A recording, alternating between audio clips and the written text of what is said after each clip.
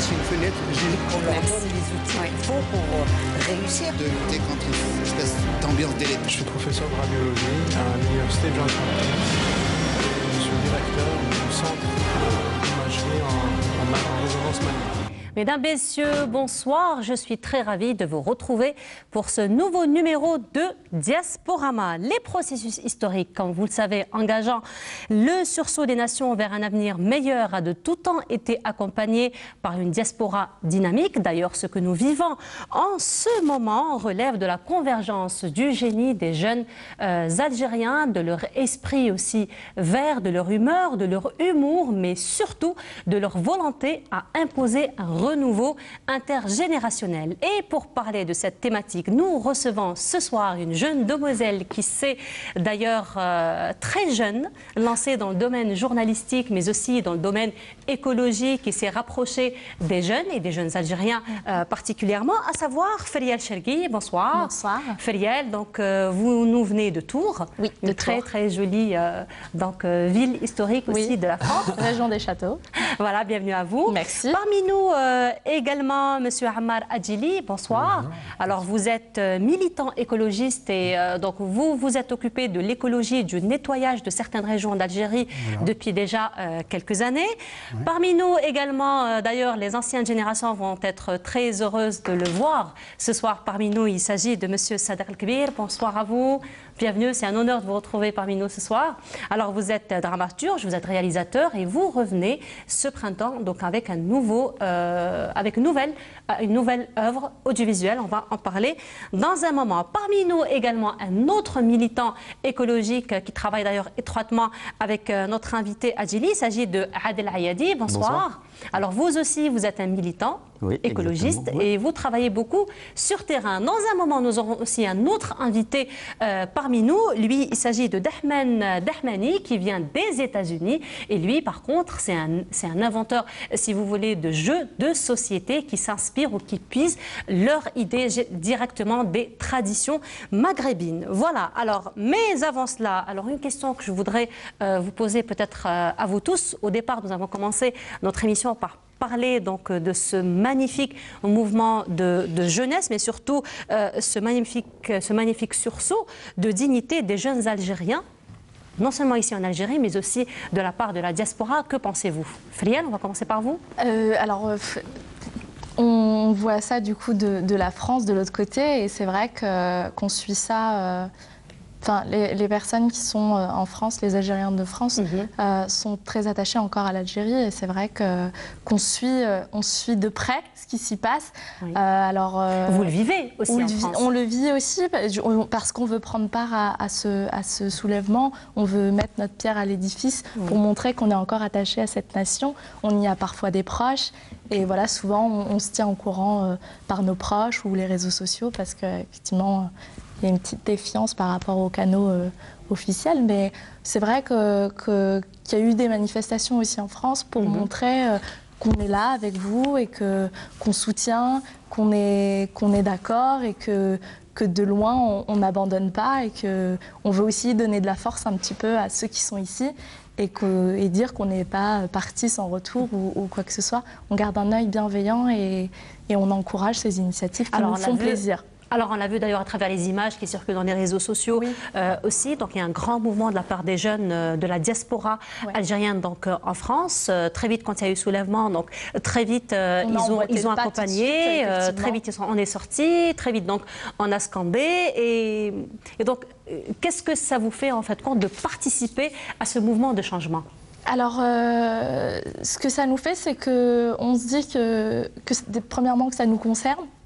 Ça nous touche aussi, c'est un combat qui nous touche aussi.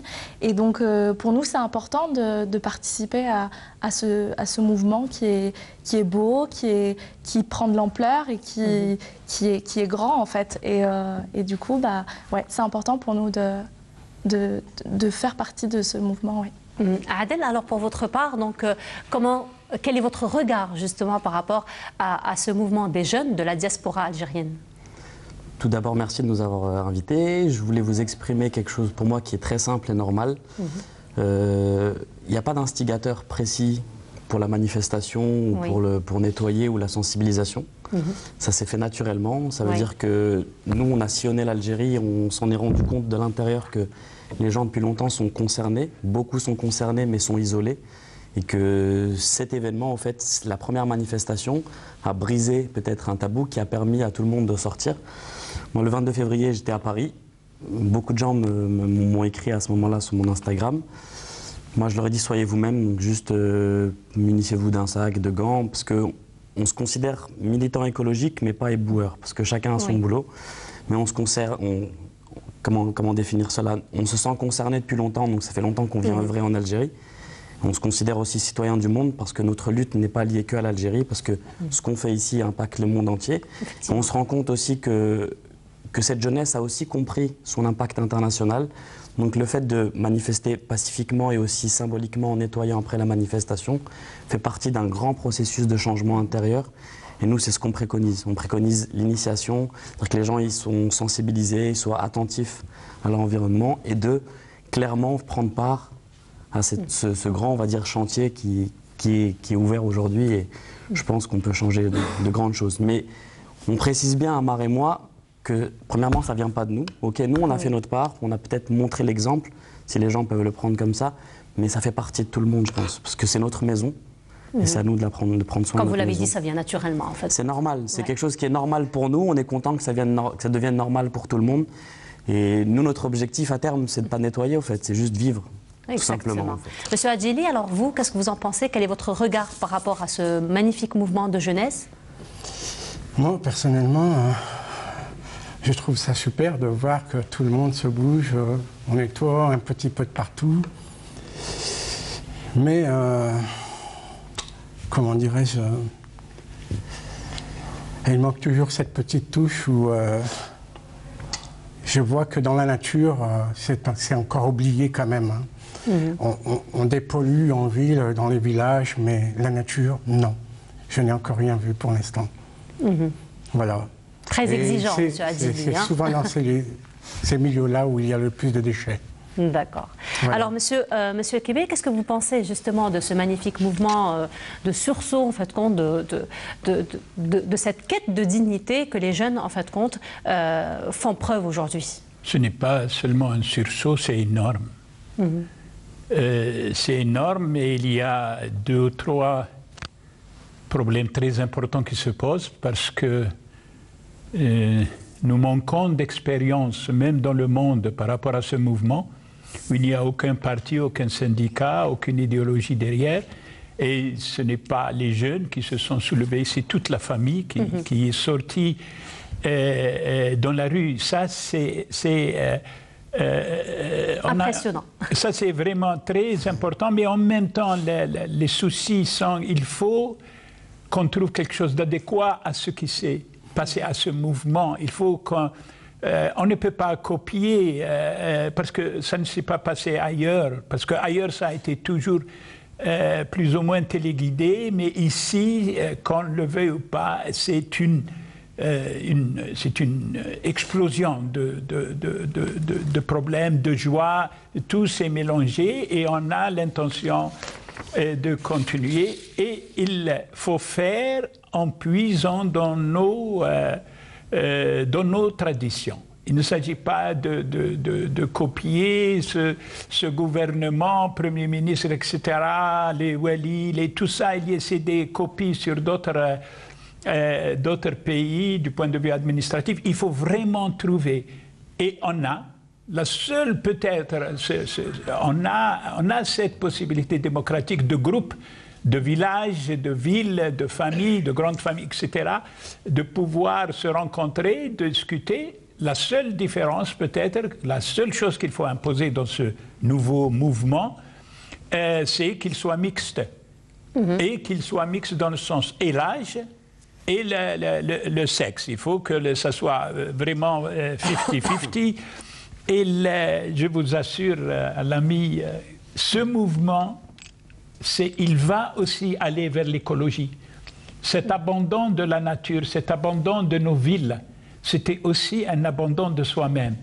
Et maintenant, nous nous sommes réveillés et on va nettoyer ces villes et on va surtout nettoyer notre nature. Et justement, ça commence avec un magnifique mouvement de ces jeunes qui nettoient toujours après les manifestations.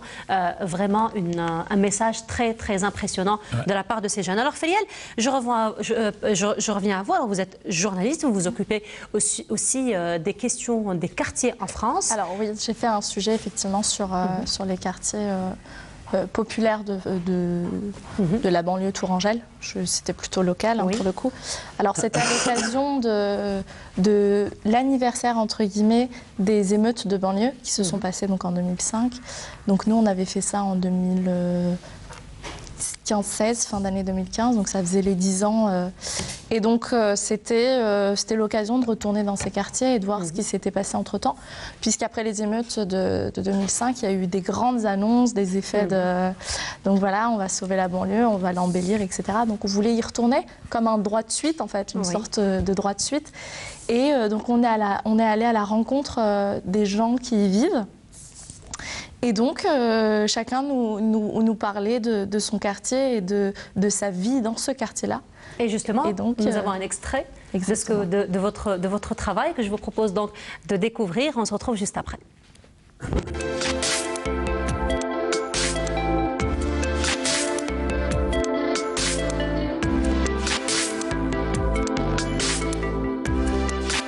Abdelawi Amine. Bonjour. Vous habitez à Joué-les-Tours, vous êtes né à Joué-les-Tours, vous connaissez plutôt bien ce quartier. Vous êtes chef d'entreprise depuis 5 ans maintenant, donc d'un bar PMU et d'une société de rénovation d'habitat. Et vous qui êtes chef d'entreprise maintenant, comment vous avez fait du coup? Comment j'ai fait? Comment ça s'est passé pour vous? Avant ça, en fait, j'étais dans la musique avec mon frère. Donc on a vendu des disques, on a fait de la scène, on a fait des tournées. Votre groupe c'était La Honda. Oui. Pour un jeune de la Rabière qui n'a pas eu cette carrière avant, est-ce que vous pensez que c'est possible d'arriver à ce niveau-là? Enfin, comment eux C'est possible parce que pour moi il y a un manque de dynamisme. Parce que déjà, des petits, on leur a fait croire qu'ils n'y arriveront pas. Alors que c'est pas vrai. Et puis il n'y a pas de personnes aussi qui les aident, qui leur parlent d'une société, comment ça se passe, comment en ouvrir une, quelle idée. Il n'y a pas de personnes qui encadrent les jeunes pour sortir de là en fait. Vous êtes resté à Joué-les-Tours, vous avez créé vos entreprises à Joué-les-Tours. Comment ça se passe une entreprise au milieu d'une ZUP?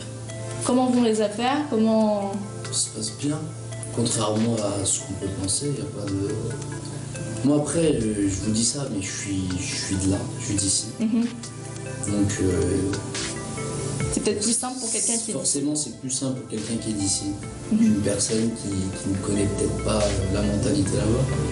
Mais après, il y a des gens qui sont venus qui n'étaient pas de là et qui se sont affirmés. Je pense à mon voisin buraliste ou je pense à d'autres personnes. Et voilà, et en fait, ils... C'est un extrait. Voilà, alors c'est un extrait donc de votre travail sur terrain que vous avez fait.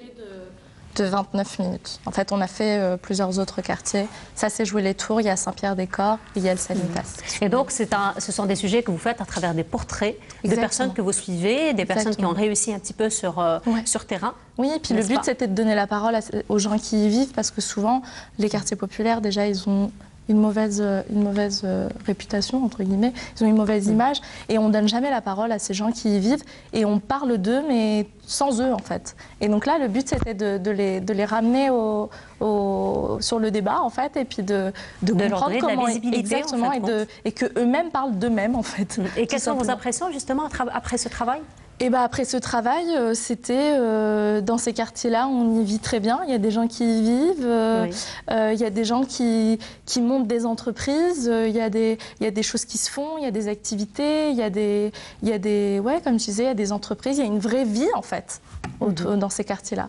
Alors justement, vous vous occupez des quartiers de France, mais vous vous occupez aussi de plusieurs autres domaines, tels l'écologie par exemple. Et vous avez fait aussi un travail sur le projet Zéro Déchet déchet, n'est-ce pas? Exactement. Alors en fait, il y a une association qui s'appelle Zéro Déchet, donc qui est plutôt nationale, et il y a des antennes après régionales, parce que c'est important aussi de revenir toujours au local. Ça, c'est quelque chose de très important. Ça parle plus aux gens, et puis c'est concret en fait. Ça parle directement aux gens. De toute façon, dans la spirale de la propagation de n'importe quel projet, ça commence toujours dans le local. Ça commence toujours au local, exactement. Et donc, effectivement, le zéro déchet, là, c'était la personne qui venait parler de l'association et comment on tend vers le zéro déchet. Parce que c'est vrai que quand on entend zéro déchet, ça fait un peu peur aux gens parce qu'ils se disent, mais c'est pas possible, comment on fait? Et là, le but, c'était de leur dire, on va y aller doucement. Et puis, progressivement, chacun à son niveau. Et il y a des petits tips, en fait. Il y a des petits conseils, des petites habitudes, chacun à son échelle. Des petites astuces. Et c'était ça le but, en fait. C'est de leur dire, vous inquiétez pas, c'est tout à fait possible. Alors, effectivement, sans passer tout de suite à la dame qui a ses déchets dans un petit bocal par an, etc. Mais déjà, prendre des habitudes, exactement. Prendre des habitudes de recyclage, aller plutôt vers le vrac quand on fait les courses, pas acheter beaucoup de papier, ou voilà, c'était ça un peu l'idée en fait. Alors Adel, vous aussi, vous connaissez un petit peu ce projet? C'est pas un projet, en fait, c'est un mode de vie. Et nous, notre objectif en Algérie, c'est vraiment de faire en sorte qu'on n'ait que du zéro déchet. On ne trouve pas ça normal qu'il y ait des déchets. L'industrialisation dans les années 90, elle a répondu à une frustration parce que ils ont importé pendant des années beaucoup de produits, donc ils ont commencé à en fabriquer ici, mais ils n'ont pas fait l'après, ça veut dire faire en sorte que ces déchets ils soient, on va dire, déjà au minimum recyclables. Mais nous, notre objectif, c'est de revenir à l'essentiel, ce qu'on vivait ici avant en Algérie, et on le vit encore aujourd'hui. Vous pouvez aller avec un petit bocal remplir dans un commerçant des lentilles ou d'autres produits alimentaires. Donc nous, on va dire, on n'est pas contre le recyclage. On sait que c'est une étape qu'on devra utiliser, mais nous, on est pour le zéro déchet complètement. C'est ce que disait justement Feliel, c'est vraiment aller progressivement dans le zéro déchet. Non, on veut pas aller radical. C'est logique. Vous avez un sac plastique qui ne sert à rien. À quoi il sert le sac plastique? Mais le souci, en fait, c'est que... Alors, vous allez être un peu militant, etc. Donc, en fait, l'idée du progressif, c'était pour ne pas braquer les gens, en fait. Parce que souvent, quand on arrive et qu'on parle du zéro déchet, puisque les gens ont pris de mauvaises habitudes, alors je suis d'accord, effectivement, c'est des mauvaises habitudes qui ont été prises, mais elles sont ancrées, malheureusement. Elles n'ont pas été prises. Et donc... mais elles n'ont pas été prises, c'est ce qu'on leur a donné. C'est-à-dire que l'industrie leur donne du déchet. Et elles ont été prises. Je vais juste vous donner un exemple qui est simple. Voilà. Donc effectivement, c'est un système de consommation. Exactement. D'accord. L'exemple, il est simple, c'est la source. C'est trouver la source. La source, c'est l'industriel qui donne ce produit-là. C'est lui qu'on doit lui dire d'arrêter de commercialiser le produit comme ça. C'est lui, à la base, dans notre culture, je vous rejoins, monsieur, par rapport à la tradition et la culture, dans notre culture, on n'avait pas autant de déchets. On n'avait pas de sacs plastiques. Les sacs plastiques, on les a importés. Là, j'ai entendu dire que dans quelques années, ils veulent faire une usine à Oran sur les déchets plastiques, alors que le monde entier est en train d'arrêter le déchet plastique. Donc pour moi, c'est même pas être radical ou extrémiste, c'est être réaliste. Oui. On doit arrêter ces déchets-là. Faire en sorte, il y en a plein des déchets qui sont mais même c'est-à-dire quand on parle de progression, il faut le dire, il y a quand même eu des habitudes qui ont été prises. Il y a eu un aller vers la facilité. Et après voilà, c'est-à-dire il faut donner une autre solution qui serait prête. Mais c'est qu'on ne donne pas le choix. C'est-à-dire qu'on donne des emballages, mais on donne des emballages, mais on ne donne pas la solution qui va avec après. Donc ça, c'est pas normal. Mais on donne des emballages qui ne nous servent à rien. Ils nous servent peut-être juste à emballer le produit.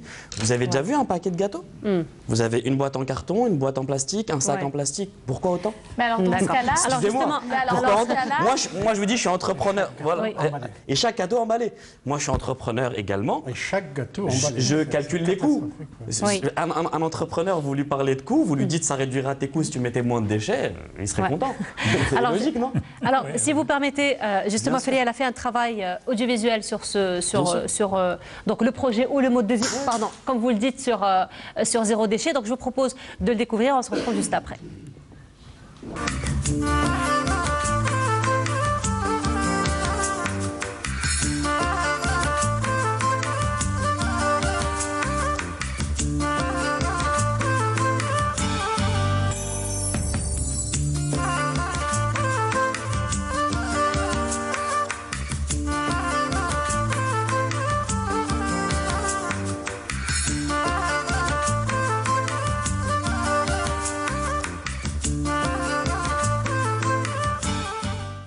Je reçois aujourd'hui Hugo Mellarayo, bonjour. Bonjour. Alors, vous êtes membre actif d'une nouvelle association qui est née en janvier dernier. Cette association, c'est Zéro Déchet Touraine. En quoi ça consiste? C'est une association qui agit notamment pour soutenir les acteurs qui visent à réduire les déchets, pour les accompagner dans leurs opérations, leurs projets. Et puis, par exemple, aussi faire du plaidoyer, comme ce que je fais aujourd'hui, pour essayer d'attirer le plus de monde possible au sein de notre association pour nous aider à agir un peu partout dans le département. Donc vous agissez auprès de particuliers? Oui, auprès de tout le monde. En fait, on essaie d'agir sur tous les acteurs de la société civile, donc les particuliers, les professionnels, les collectivités, les associations. On vise tout le monde parce que les déchets, ça concerne tout le monde. Et c'est assez bien reçu, les gens sont sensibles, que ce soit des particuliers ou des entreprises ou des collectivités? Oui, parce que généralement, ils les payent, les déchets, donc on vise à réduire aussi leurs factures. 96% des Français, dans une dernière enquête IFOP de 2015-2016. Voilà, donc ça c'était un reportage radio que vous avez fait sur Zéro Déchet. Alors là, Friel, je souhaiterais revenir avec vous sur ce qui se passe en ce moment sur la scène, notamment avec la diaspora. Alors vous qui êtes un petit peu dans le journalisme de proximité, vous êtes un petit peu dans le journalisme local. Alors quel est justement l'apport de ce journalisme de proximité, particulièrement dans le combat des fake news? Parce que c'est vrai que lorsqu'on est en période de crise, c'est vrai qu'il y a beaucoup de fake news en ce moment et la seule arme resterait en fait compte le journal de proximité qui lui par contre peut aller vérifier toutes ces informations. Alors dans les fake news il y a plusieurs problèmes. Effectivement il y a le côté proximité, ça c'est très important.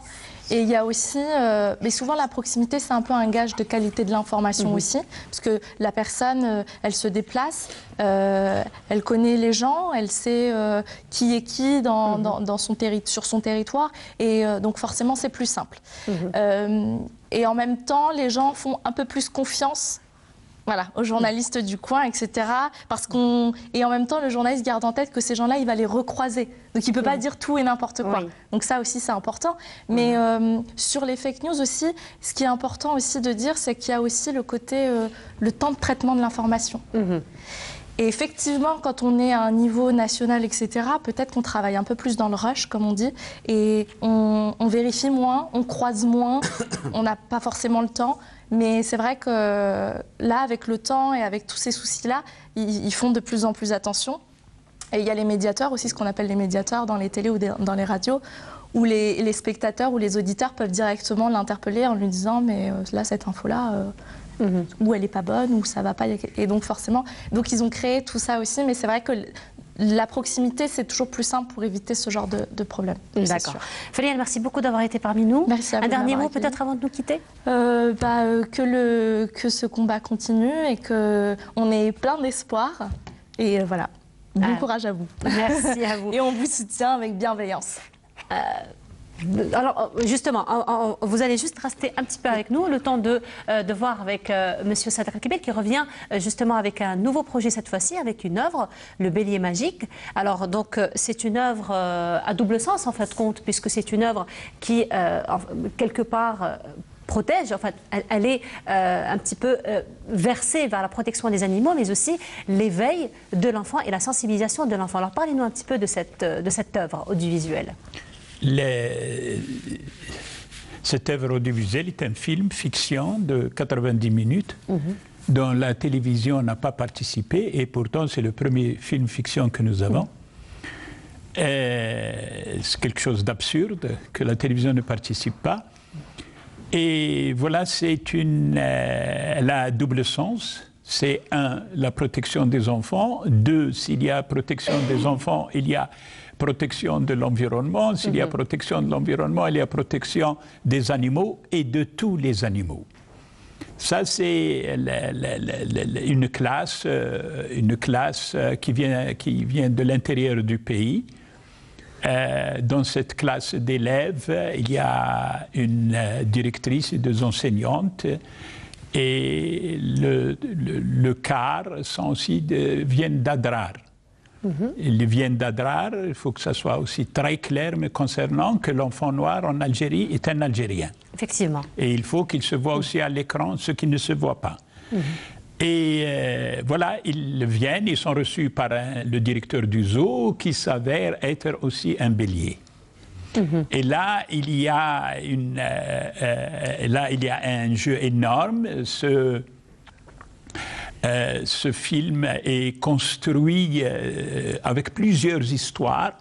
Il n'y a pas le héros, il est entouré de second rôle, mais chacun a un rôle très important dans le film et pour soi-même. Ça veut dire que même si vous enlevez des séquences où vous enlevez un enfant, ça ne perturbe pas le rythme ni le contenu du film. Deux, nos enfants n'ont pas de cinéma.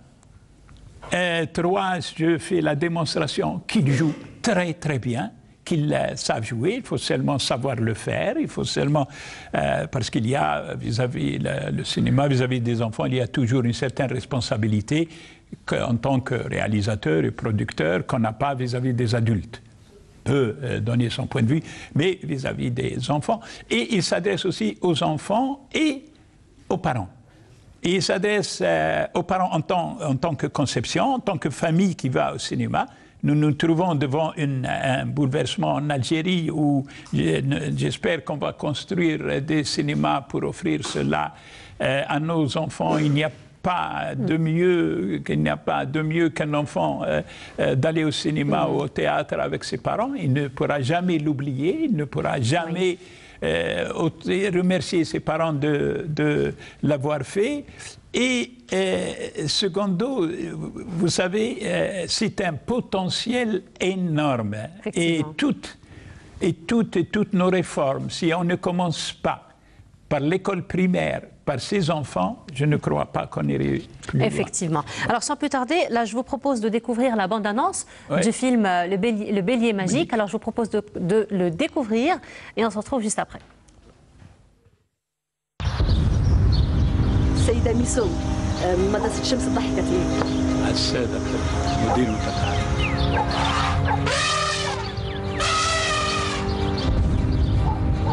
ما هو الفرق ما بين الفيالة من افريقيا والفيالة من اسيا؟ الفيل الافريقي ودنيه كبار والفيل الاسيوي ودنيه صغار. وذنك انت؟ يا اطفال المدير حب يحيق لكم حاجة. نجريو ولا نطيرو؟ نطيرو. 1 2 3.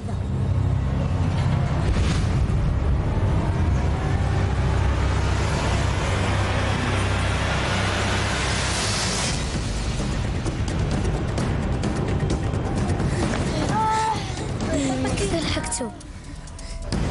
أنا في الأول كنت ضد إنه الحيوان يعيش في القفص. صح واش تعلمت اليوم وشفتو معاك واجب عليا نقدرهم. تقدري الكبش. صح في هذه الحديقة كاين حوايج ماهمش نورمال. واش شفتي؟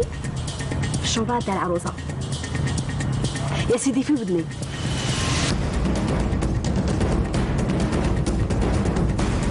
ما كنتش أعرف بلي البشر أشرار. كانوا ومازالوا أشرار. لازم نحميو كل الحيوانات.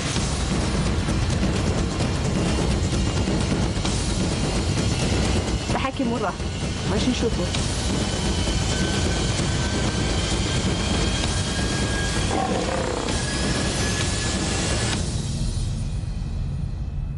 Voilà. Alors là, nous recevons avec nous notre autre invité, duquel d'ailleurs nous avons parlé en début d'émission, à savoir Monsieur Dahman Dahmani. Bonsoir à vous. Merci de nous bonsoir. Dans notre émission. Alors vous venez avec quelques productions, avec quelques inventions de jeux, de société. Nous allons parler dans un petit moment. Mais avant cela, donc on va juste revenir à cette bande-annonce. Ça vous a beaucoup parlé, hein? Ouais, clairement. La nature nous parle toujours. Donc, En plus, il y avait beaucoup de belles fictions, hein, Monsieur Kébir. On a vu la grosse... c'était une araignée, non? Une grosse fourmi? C'était une grosse araignée? Une fourmi. Une fourmi. Une petite, une toute petite fourmi qui peut devenir énorme. Énorme, voilà. Ça rappelle un petit peu aussi l'adaptation du film de Jules Verne, oui, oui. Au voyage au centre de la Terre. Exactement. Donc ça rappelle un petit peu ce magnifique roman, en fait. Non, c'est que dans le film, il était question que la fourmi aussi a le droit à la vie. qu'on écrase chaque jour, en passant. Oui. Peut-être nous ne le savons pas. Ici, dans le film, les enfants le font exprès. Et c'est aussi, ça rentre dans le scénario. Mais que aussi, c'est ça qui, l'écologie, c'est ça. Ça participe à tout l'équilibre écologique. Absolument. C'est le respect de la vie, au fait. Voilà. C'est le respect de la vie. La fourmi aussi est signée. Il faut que la fourmi reste avec nous sur notre terre. Si la fourmi disparaît, on en a besoin. On a besoin. Si les abeilles disparaissent, elle a son utilité. Hein. Oui. On est d'accord. Son utilité dans tout l'équilibre écologique. Même en exemple, même en tant qu'exemple, la fourmi, son mode de vie est un exemple pour nous. C'est énorme. Exactement.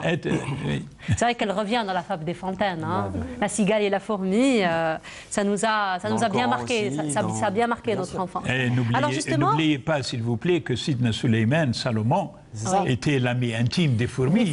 C'était le seul prophète qui parlait il comprenait leur langue. Les langues, effectivement.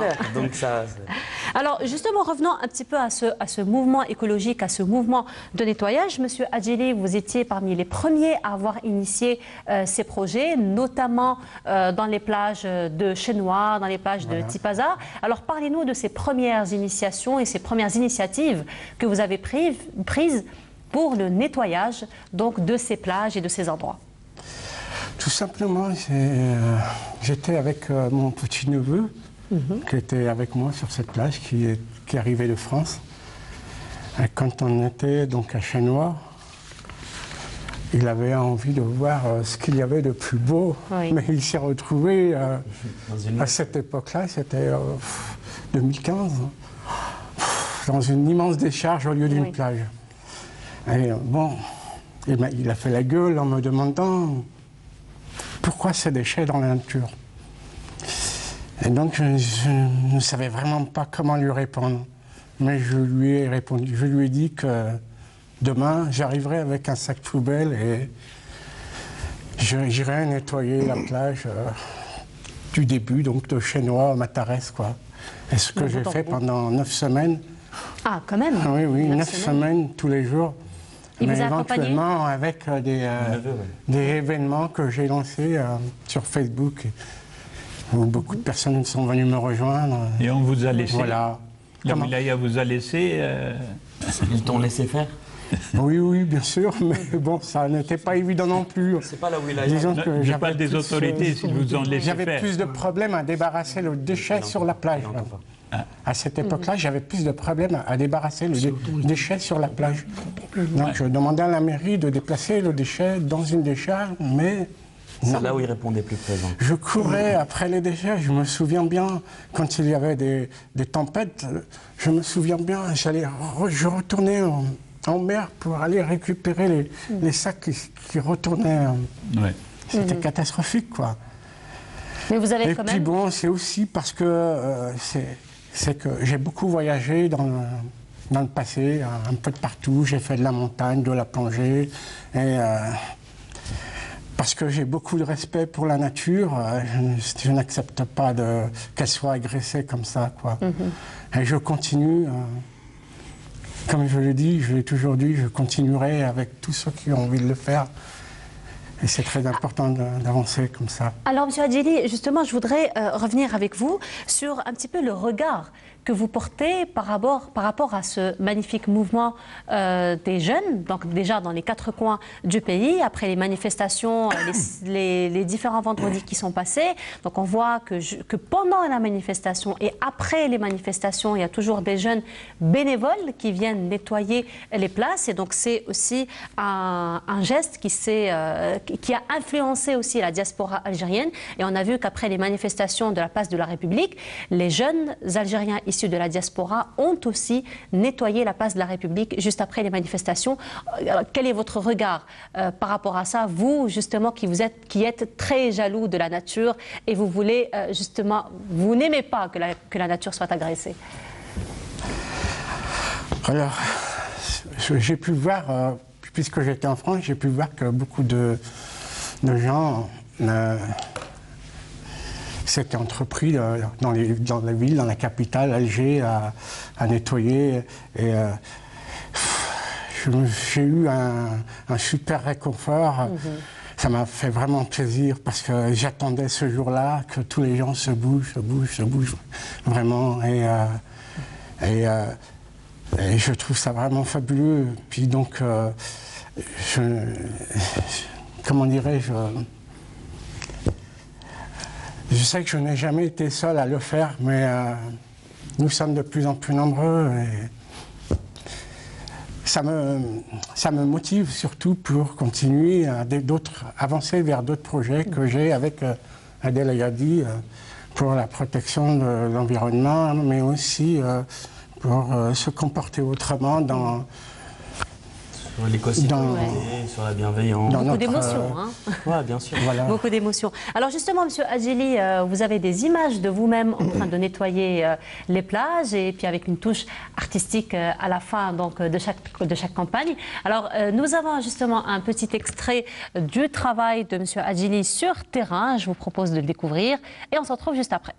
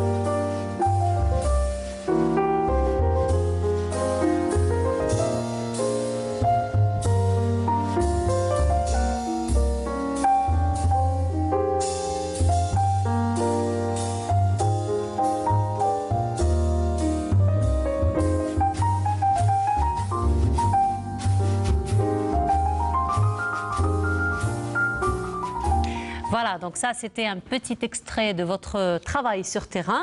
Alors Adel aussi, vous êtes sur un autre projet, ici en Algérie d'ailleurs.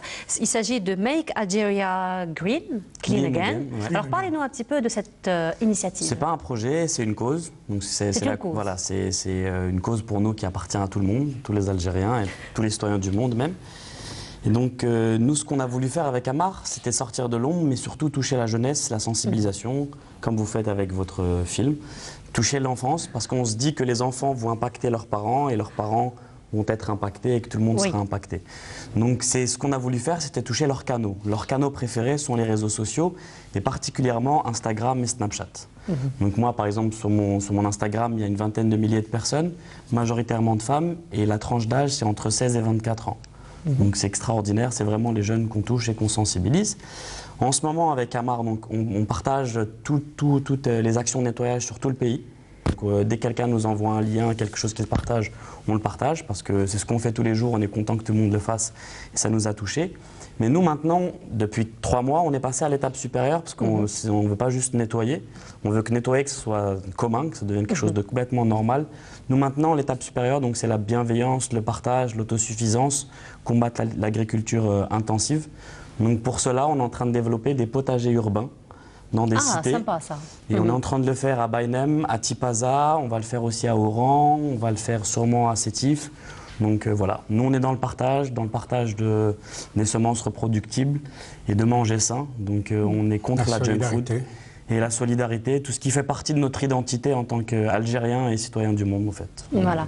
Monsieur Dahmani, je voulais revenir à vous. Alors, vous êtes peut-être dans une autre sphère, vous êtes dans l'invention des jeux, vous êtes dans la tradition, vous êtes beaucoup plus dans la réflexion. Alors, vous voyez là que depuis les débuts de l'émission, nous parlons un petit peu de ce mouvement magnifique de la jeunesse, particulièrement dans le monde écologique. On a vu à travers les manifestations qui se sont déroulées pour cette nouvelle cause, donc tous les vendredis, que ce soit ici en Algérie ou dans le monde. Donc, tout de suite après, les Algériens donc, nettoient après eux les manifestations. Donc, ce sont des manifestations qui se sont déroulées aussi aux États-Unis. Alors, avant de parler donc, de cette action écologique, que pensez-vous justement de ce sursaut de dignité, en fait, contre des jeunes? C'était vraiment... j'ai pris ça très chaleureusement lorsque j'ai vu ça. Et ça me rappelle la raison que je fais mes jeux. Ça a commencé au Mexique. En 2014, j'étais invité pour aller partir aider des gens à construire des maisons. Oui. Donc on est parti là-bas, un groupe d'amis. Pendant 3 jours, on a construit des maisons pour des pauvres. Je reviens en 2015 dans mon village. Je commençais à... Votre village, c'est village de As-Saïda, à côté de Rilali. On a une école qui a été construite en 1871, juste après l'insurrection de Haj al-Qarani et Cheikh al-Haddad. Je me suis dit, je suis en train d'aider un autre pays au Mexique, c'est une bonne chose, mais pourquoi je ne fais pas ça dans mon pays? Mon village, cette école-là, une très belle école qui allait devenir des ruines romaines. Donc ce jour-là, c'était au mois de juillet, j'appelle des cousins en France, des cousins au Canada, des amis aux États-Unis, en Algérie. On a pris de l'argent et on a remis cette école dans un état formidable parce qu'on avait peur qu'elle allait devenir une ruine romaine. Aujourd'hui, cette école, j'ai des images que je peux vous montrer tout à l'heure, before et after, avant et après. Et notre village, c'est un petit village à 3 km de Rilali, village très très propre. Les gens sont déjà conscients de ça. Un cousin à moi, que je salue beaucoup, Omar Bouazza, qui fait beaucoup de choses, il a commencé à planter des arbres. Pourquoi? Parce qu'en 1907, il y a eu une course de vélo avec l'Association française des vélos qui sont venus, ils ont planté plus de 300 arbres. Et un de ces aïeux, il était parmi ça. Donc ça a déjà commencé et je suis très très très content et très heureux. La raison que je dis ça, mais un de mes jeux, le dernier jeu, Zizou, ça a été quelque chose que j'ai tout. La jeunesse vient de mon village et de Tajmat, dont je vais parler tout à l'heure. D'accord. Voilà. Alors, M. Kébir, je reviens à vous. Alors, il faut dire que vous, votre relation avec la nature, ça a commencé déjà depuis très très longtemps, avec Renfosé Foussa notamment, en noir et blanc d'ailleurs. Et donc, votre travail, c'est toujours aussi dans justement dans la sensibilisation par rapport à la nature, mais aussi par rapport à l'éveil des enfants, sachant que vous venez d'Allemagne, et l'Allemagne, justement, c'est toute une politique publique pour la protection de l'environnement. Oui, je suis venu de l'Allemagne, mais je suis venu aussi de Khamfoussa. Ça, il ne faut absolument pas l'oublier parce que c'est le conte le plus ancien du Maghreb. Et moi, dès que j'ai commencé à travailler à la télévision algérienne, on a commencé par une image qui était impossible, même aujourd'hui, parce que la télévision est un mouvement d'image, et là je me suis présenté où je m'assois et il n'y a pas de mouvement sauf moi et ma parole ou mon histoire. Et si vous vous rappelez bien, vous étiez jeune, il y a eu un mouvement extraordinaire des enfants qui se sont accaparés de cette émission. Et ils se sont tellement accaparés que jusqu'à aujourd'hui, tout le monde qui est âgé aujourd'hui entre 40 et 50 ans se rappelle de cette émission. Et cette émission, elle était tellement importante, elle était tellement belle, et elle était tellement appréciée par les enfants que le parti unique algérien l'a interdit. Voilà, on ne peut pas laisser quelque chose qui est accepté parce qu'il y a eu un peu, on ne peut pas laisser quelqu'un comme moi qui refusait de faire partie du parti ou du pouvoir, etc. Comme ça, un cavalier seul, ce n'est pas. Et excusez-moi de le dire, ils m'ont reproché de parler d'amour. Aux enfants, et je leur dis, OK, je ne vais plus parler d'amour et vous allez vivre vous-même que ce qu'est la violence. Alors, oui, voilà. Alors, à travers notre émission, justement, nous avons une rubrique qui s'appelle Nostal Diaspo. Et c'est une rubrique, en fait, compte où on fait revivre quelques moments anciens de la télévision. Et là, ce soir, nous avons choisi un extrait de Khenfous et Khenfoussa pour le revivre. Bah si, c'est une surprise pour vous. Vous allez m'émouvoir. Vous aimez. On a des mouchoirs. Écolo en plus. Voilà. On dit si, Voilà. Écolo. Il y a encore des archives dans notre télévision. Il faut remercier celui qui... Alors, ce sera Yazid El Mahidi, notre rédacteur en chef, qui a justement choisi cet extrait que nous allons revoir ensemble ce soir. Allez, je vous propose de redécouvrir, pour ceux qui connaissent donc cette production Khenfous et Khenfoussa, et on se retrouve juste après.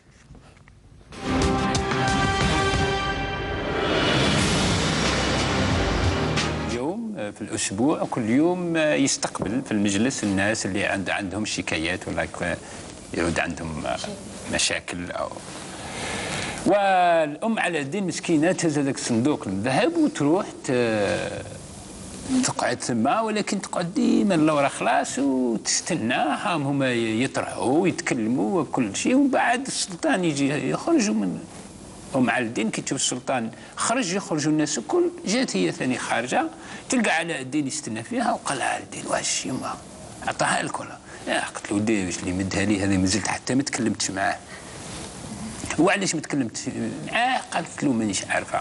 ناض خرجت انا ثاني.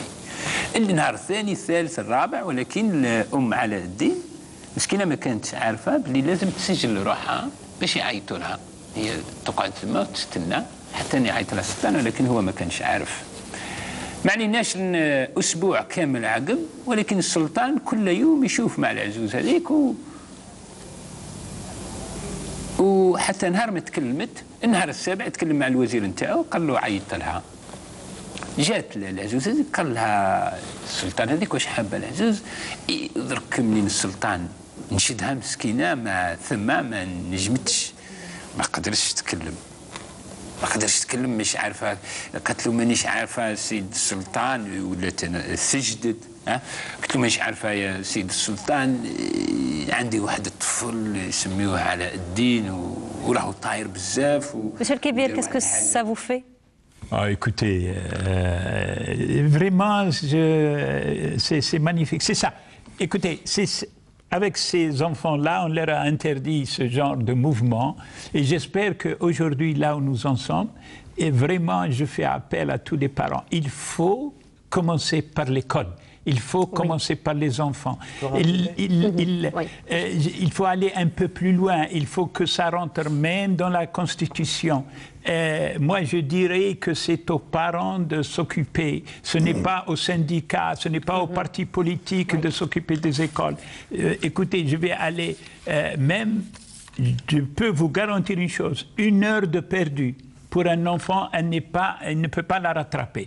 1 heure de perdu est 1 heure de perdu. C'est pour cela que les pays qui ont réussi sont les pays qui ont interdit les grèves dans les écoles.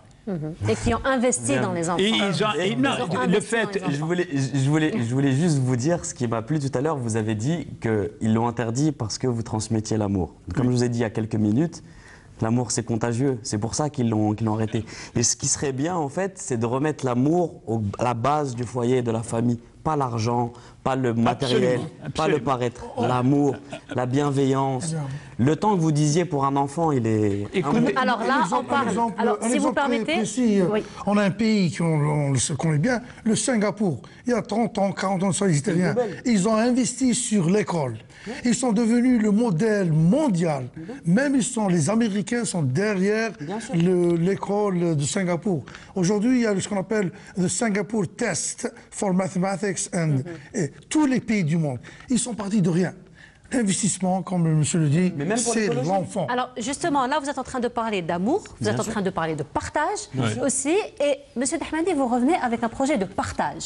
Parce qu'en fait, les jeux de société, c'est d'abord en fait l'une des stratégies qui permet un petit peu de passer 1 heure avec l'enfant, de partager des moments avec lui, de lui inculquer beaucoup de belles valeurs. Et là, vous revenez donc avec 2 inventions, de deux jeux différents, puisés justement de la tradition maghrébine, n'est-ce pas? Plus ou moins, un maghrébine et l'autre chinoise. Donc, je peux vous donner un petit aperçu. Donc, moi, je suis dans le domaine de la microélectronique. J'ai travaillé pendant... Ça fait 45 ans que je suis aux États-Unis. J'ai travaillé chez le géant de Intel. Après avoir terminé mes études universitaires à l'université de Washington et Seattle, j'étais pris par Intel. Je suis revenu en 84 dans mon pays pour faire mon service national. Et je suis resté pendant 3 ans. Malheureusement, il n'y avait pas beaucoup de choses pour moi à faire. J'étais mon employeur Intel, il me rappelle. Et je fais pas pour me vanter, une carrière brillante avec Intel. J'étais parmi les premiers développements du 8088, le premier processeur pour IBM. Et j'ai travaillé sur le Pentium 2, 3 et 4 et dans la Silicon Valley. En 2006, j'ai pris ma retraite après 25 ans chez Intel. Il fallait faire quelque chose. J'ai commencé à faire un peu de volontariat comme je l'ai fait au Mexique et aussi avec mon fils Yanni. Il a créé, tous les deux, on a créé un jeu qui s'appelle Zingamino, qui était basé sur un jeu chinois, le domino. Voilà. Inspiré du domino. Inspiré des dominos, jeu chinois de 5000 ans. On a montré à des gens. Inspiré de votre village aussi? Non. C'est inspiré des Chinois. D'accord, le domino est invité par la Chine. Et les gens voulaient bien acheter ce jeu-là, donc ramener des gens. Et l'idée, c'était l'enfant apprend bien avec les jeux. En 2006-2007, avec mes enfants, mon fils il avait 6 ans, avec ma femme, on s'est dit, il faut qu'on fasse quelque chose pour travailler avec nos enfants. Donc on a pris une décision. Chaque vendredi soir, on joue un jeu avec des pizzas. Avec des pizzas? Avec des pizzas et on joue. Ça vous parle pas trop, hein, les pizzas, hein, pour les écolos, hein? Peut-être. Ça, c'est en dehors. Ça vous parle pas trop, hein? Non, les pizzas si, ça va? Les pizzas écologiques, Non, mais je reste un être humain, j'ai mes faiblesses comme tout le monde, je suis pas parfait, et je mange des pizzas. Anyway, donc, on s'est dit, la raison qu'on l'a faite, c'est pas... C'est bon, rassembler mes enfants, mais pour savoir ce que mes enfants faisaient à l'école. On jouait... On posait des petites questions. En fait, qu'est-ce que vous avez fait avant-hier à l'école? On a pris le mathématique, on a fait ce théorème. C'était une façon de rassembler. Et rassembler aussi des amis et tout ça. Donc ça, c'est en 2006. En 2007, j'ai eu la chance de présenter ce jeu à New York, à the International Festival of Games and Toys. Et il y a eu un distributeur, un producteur qui nous a vus dans le stand.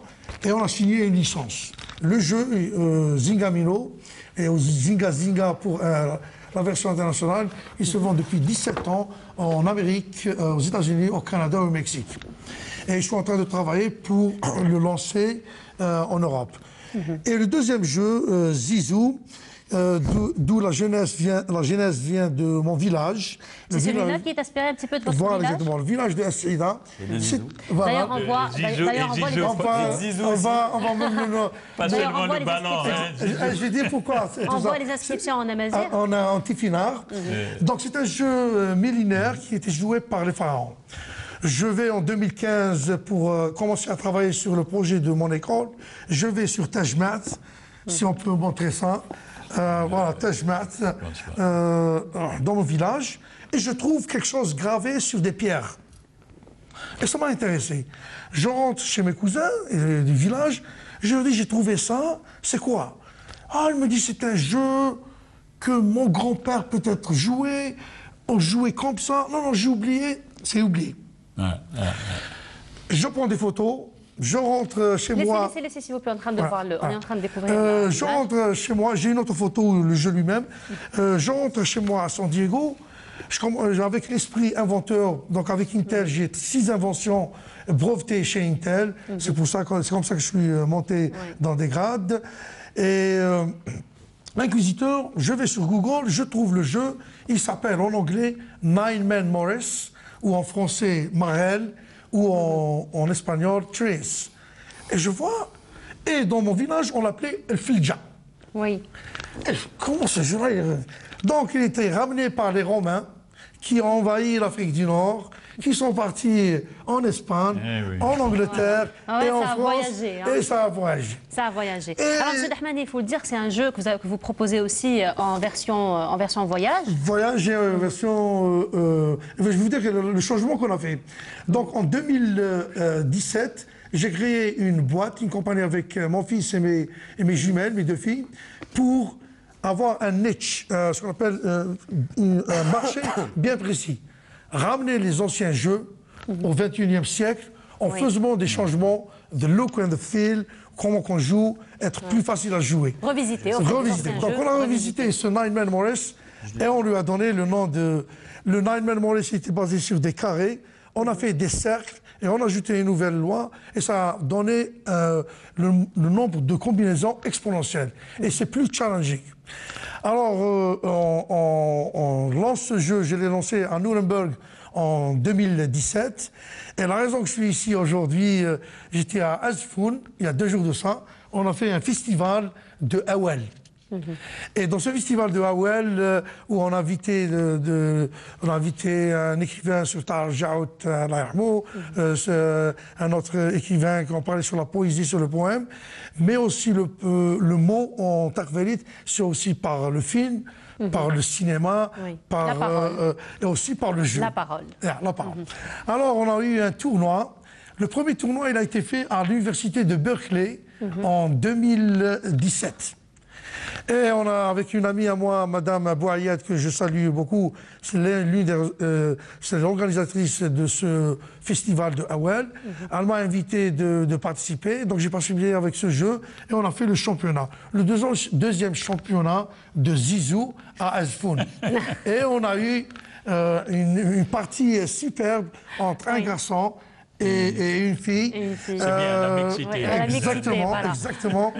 Et malheureusement, la fille, elle a gagné. C'était un jeu très très serré. Parce que le jeu, normalement, il se joue entre 8 à 10 minutes, on termine.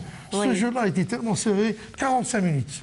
Qui a gagné? C'est le garçon qui a gagné. Le garçon qui a gagné. Non, c'est pas normal, ça. Non, exactement. En fait... faut être réaliste. Exactement. Moi, je voulais bien que la fille... Mais elle a bien joué. C'est le plus important. Exactement. Non, elle doit gagner. Normalement, c'est elle la gagnante. C'est pas le plus important. Mais c'était qu'un jeu. C'est de l'ironie. Donc, la petite compagnie que j'ai créée avec mes enfants, je voyage maintenant, je suis en retraite. Je voyage un peu partout. Je suis le PDG, le CEO de LZG Games. Je voyage un peu partout dans le monde. J'essaie de dénicher des anciens jeux et les ramener. Apparemment, en Afrique du Nord, on a beaucoup de jeux qui ont été inspirés. Et une dernière chose que je peux vous dire, je suis en train de travailler sur un 3e jeu. Et ceci, c'est une très très belle histoire. C'est un jeu qui se joue à Tidikelt, au fond du Sahara, par les Touaregs. Et au IVe siècle, ce jeu-là, il a été pris par les Vikings qui ont visité l'Afrique du Nord et il se retrouve dans 2 villes bien spécifiques en Scandinavie, en Norvège et au Danemark, que je vais visiter au mois de juin. Et ils ont fait un changement. Il est devenu, il s'appelle le jeu d'Aldoza. Moi, je vais le ramener de là-bas, refaire un autre pour revenir ici au pays. Voilà, et le proposer. Et cette fois-ci, ce sera la fille qui va gagner. Et j'espère qu'il sera écologique. Il est écologique. Certainement, il le sera. Emballage recyclable. Exactement.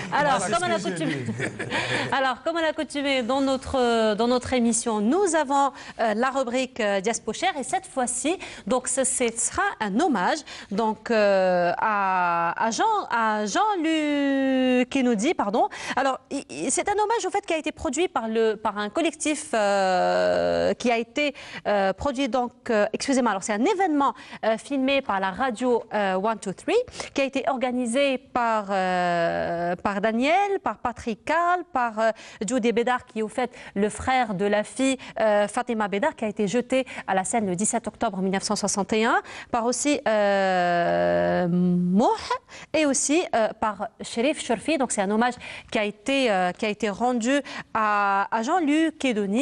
Et donc, c'est au fait un film qui a été projeté, ou c'est un hommage qui a été fait le 20 mars dernier. Alors, je vous propose de revenir dans notre rubrique Diaspochère sur cet événement. Et on se retrouve juste après pour le dernier mot, puisque nous arrivons à la fin de notre émission.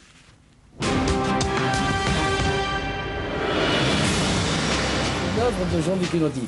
Eh bien, Victor Hugo avait bien dit, justement, vous saurez qui je suis quand je ne serai plus. Alors maintenant, Jean-Luc, il est connu plus qu'il était quand il était. Parce que ses écrits maintenant et tout ce qu'on dit sur lui, eh ben, ça l'honore et ça nous honore tous parce que c'est lui qui a mis la jeunesse maintenant en lisant justement les livres d'Einaudi. Et encore, je suis heureux d'avoir celui qui m'a préfacé le livre déjà, mon livre, la 4e édition que j'ai fait, justement, parce qu'à chaque fois, c'est lui qui me donne des documents, des informations et je les ajoute. Et ben, le dernier, j'ai fait quand même un cahier spécial à la mémoire de Jean-Luc Einaudi. Il y a eu 22 pages avec ses photos et tout.